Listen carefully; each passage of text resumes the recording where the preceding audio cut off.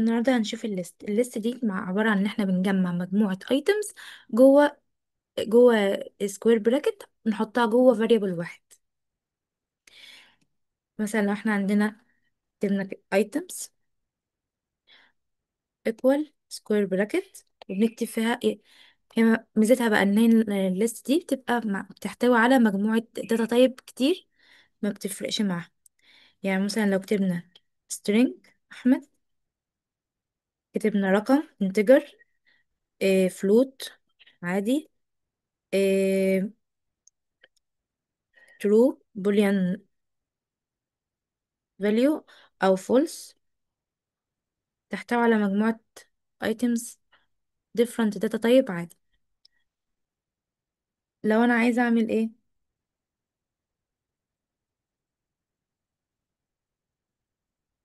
اطبع الايتمز.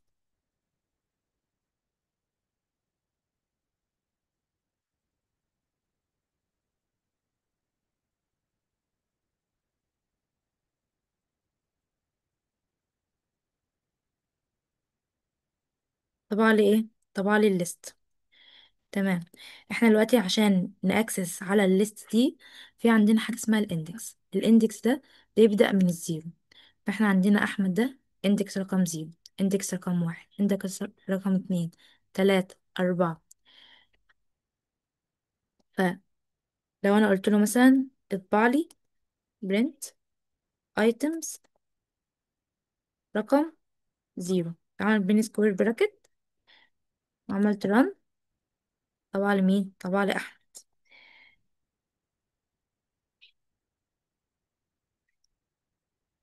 اطبع لي اندكس رقم، هنا ده زيرو واحد اتنين تلاتة، عايزين نطبع رقم تلاتة، عايزين نطبع ترو، طبع لي ترو. ال ال الليست دي من الأول بنعد من الزيرو. طب لو احنا عايزين نجيب آخر قيمة على طول، بنبدأ من العد من ورا من الريفرس. هنا ده ماينس واحد، سالب واحد، سالب تو، سالب ثري، سالب فور، وهكذا.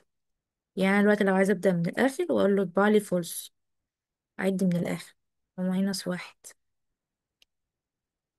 فولس، ماينس تو، اطبع لي ترو تاني. يعني سواء برنت ايتمز تلاتة أو برنت ايتمز اتنين، طبعا هما الاتنين ترو. طيب لو أنا عايزة أعمل editing، بأكسس على الاندكس ده وإيكوال وأغير فيه زي ما أنا عايزة. يعني مثلا لو قلت له ايه، لو قلت له الايتمز رقم زيرو، خليهولي ياسمين، وقلت له اطبع لي الايتمز. عملنا رن، هنا اتغيرت، بقت بدل احمد ياسمين. عندنا حاجة بقى اسمها ايه، اسمها سلايزنج. لو احنا عايزين نجيب مثلا من اول اندكس زيرو لاندكس تو، نعملها ازاي؟ نقول له ايه، نقول له print اسم الفاريبل بتاعنا، اسم الليست بتاعتنا list، وافتح سكوير براكت من اول زيرو، بعد من اول زيرو لغاية، دي الستارت بتاعنا، لغاية من كام؟ لغاية اتنين وربع، يعني زيرو واحد اتنين، اتنين. عشان ناخد الاتنين معانا يبقى الانت ازيد من النهاية بتاعتنا بواحد، يبقى تلاتة. نقفل، نعمل رن، فطبع لي ايه؟ طبع لي ياسمين واحد واتنين وربع. طيب ممكن الزيرو دي ما اكتبهاش خالص، اخليها كده، اشيلها اخليها فاضية. كده هو بيفهم ان الستارت بتاعتنا من الاول خالص. عملنا رن، طبعا نفس النتيجة بالظبط. طب لو انا عايزة اطبع من الاول للاخر، اشيل برضو الزيرو وهشيل الثري. هو كده فاهم ان هو يطبع الليست كلها، مفيش فرق، طبع لي الليست كلها. طيب لو انا عايزة يعني ابدأ من اندكس معين، يبقى الستارت بتاعتي اندكس معين، واحد مثلا، والنهاية الآخر، فسيب النهاية فاضية. هو بدأ من الاندكس رقم واحد وسايب لغاية النهاية، لغاية الإند.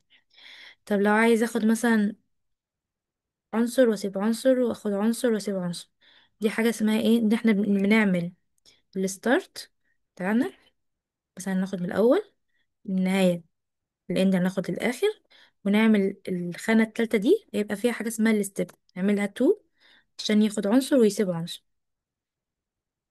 أخد ياسمين وساب واحد، أخد 2 وربع وساب ترو، أخد فولس. ده السلايزنج. مش نضيف عنصر على الليست بتاعتنا، نعملها ازاي؟ نعملها بحاجة اسمها append.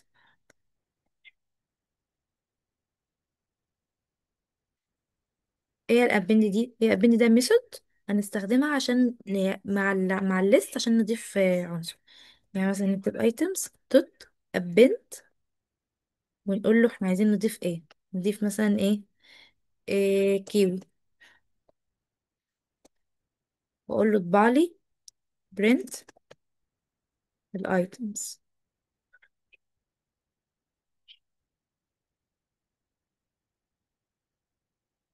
ضافت فين؟ ضافت في النهاية. يبقى append دي بتضيف العنصر الايتم اللي احنا ضفناه في نهاية الليست. طيب، عندنا حاجة تانية اسمها insert. ايه هي الانسيرت؟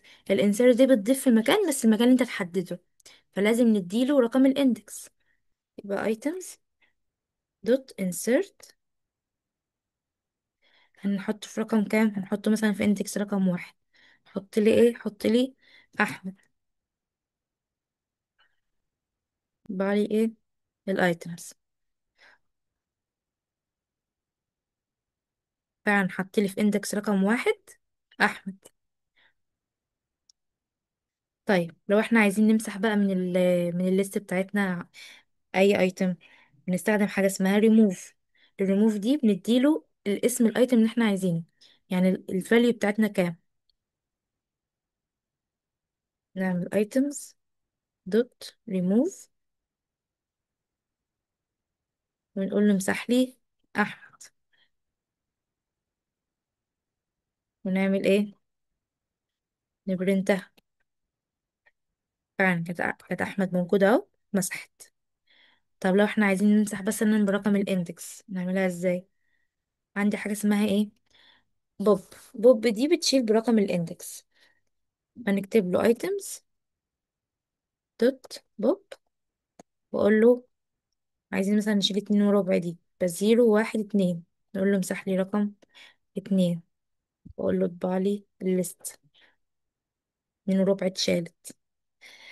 طيب لو انا عايزه امسح العناصر كلها، الايتمز كلها اللي جوه الليست، استخدم حاجه اسمها ايه؟ اسمها clear. items دوت clear، اللي print items. هيدي لي ايه؟ هيدي لي سكوير براكت فاضي. كده اتمسحت. ماشي. عندي مجموعه built in function. built in function دي function بنستخدمها عشان نعمل بيها حاجات تسهيلا لينا. طيب زي ايه؟ زي مثلا ان احنا عايزين نجيب طول الليست بكام. احنا اخر ليست وصلنا لها دي، فالوقت احنا عندنا عددها كام؟ المفروض بالاندكس بنعدي من اول زيرو، يبقى 0 1 2 3 4. اللينس بقى، اللينس بنبدأ من واحد عادي. احنا عايزين نعرف طول الليست عندنا كام، فهي طولها 1 2 3 4 5. فاحنا هنستخدم حاجة اسمها لينس. بنعمل ايه؟ بنقول له برنت بعلي اللينس اللي ان اوف ايتمز بس، واقوم ايه؟ قال لي 5. ماشي. لو انا عندي بقى ايه؟ لو عندي ليست من مجموعة ارقام، 1 30 25 10. لو انا عايزة اجيب اكبر قيمة، بقول له برنت بالي ماكس اكبر قيمة، واعطيله اسم الليست. كده هيجيب لي اكبر قيمة. اكبر قيمة هنا 30. طب لو عايز اصغر قيمة، هستخدم حاجة اسمها مينيمم. MIN. اصغر قيمة واحد. طيب لو انا عايزة اجيب المجموع بتاعهم، استخدم sum.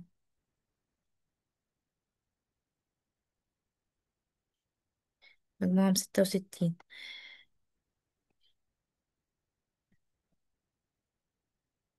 لو عايزة بقى ايه، لو عايزة الليست دي عندي مش مترتبة، انا عايزة ارتبها، بستخدم built in function اسمها sort. فبقول له النمبرز دوت sort، رتبهم لي. قلت له print بعلي النمبرز. رتبت. طب لو انا عايزة اعكس، هجيب ال30 هنا والواحد هنا واعكس الارقام، استخدم built in function اسمها reverse.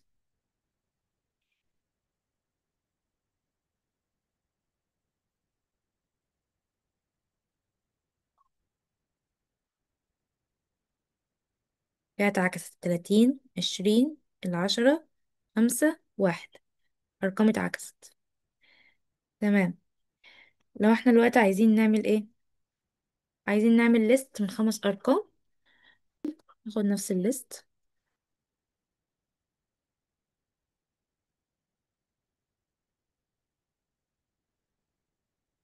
ماشي، وعايزة اضيف له رقم جديد في الاخر. 30 30 مثلا. numbers دوت، استخدم ايه built in function اسمها append، واقول له ضيف لي 30. ده كده هتضاف في الاخر، لان الابند بيضيف عنصر في الاخر. قلت له مثلا print، قلت له بقى اطبع لي النمبرز، ضاف لي فعلا 30 في الاخر. طيب لو انا عايزة إيه امسح اول عنصر، امسح اول عنصر ازاي؟ يا اما بريموف واقول له امسح لي الواحد، يا اما اقول له بوب واقول له الاندكس بتاعه. يعني اقول له numbers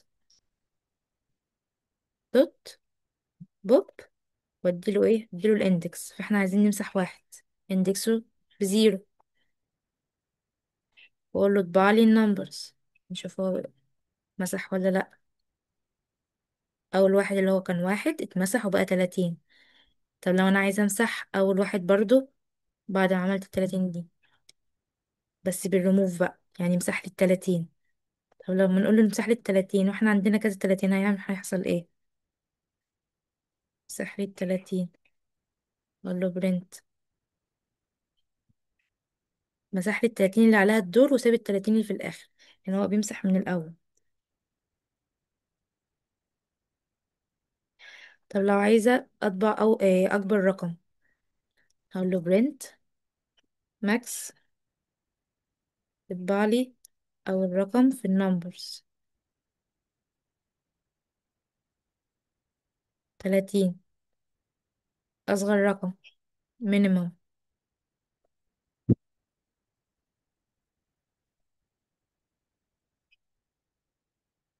كده يكون اتعرفنا على الليست والخصائص بتاعتها، وازاي بنعمل اضافه لعنصر او بنشوف الاندكس بتاعها، وازاي بنمسح عنصر.